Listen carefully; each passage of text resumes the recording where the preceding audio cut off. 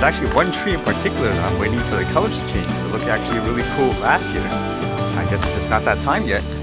I read this little fun bit today, talking about making drones, trying to make them, I guess, more sturdier, last longer. This one says, chocolate, 3D printing and drones. Duke students make it a tasty piece of tech.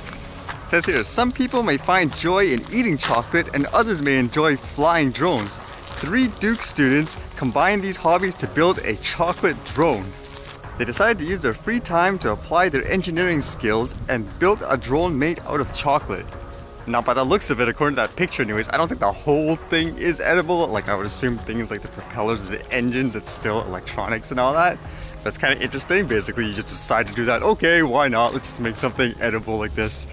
Apparently, they did use it too. It said, the car surprised one of his friends for her birthday by flying a chocolate drone to her door at the smart home, where she broke off a piece and ate some of it.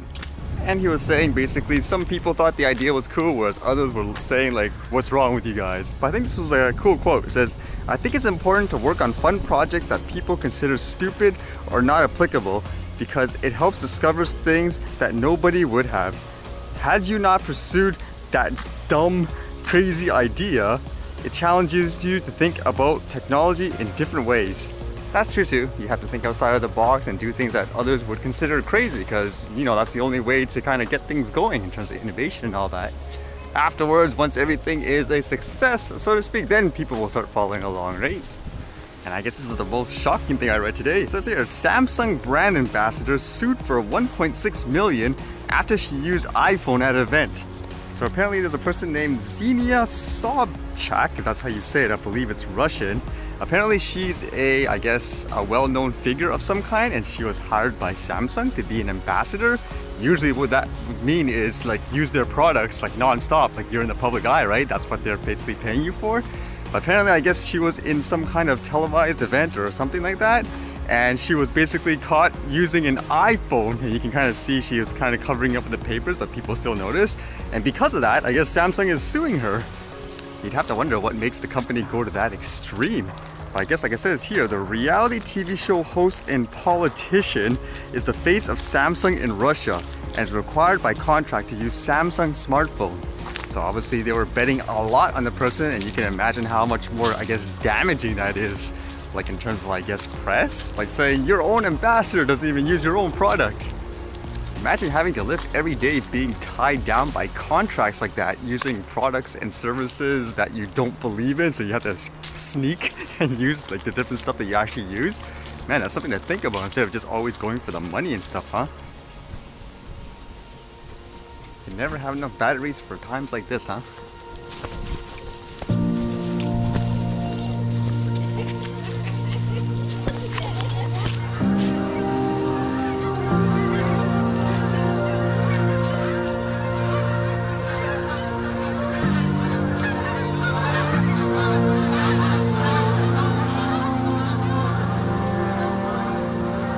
Holy smokes.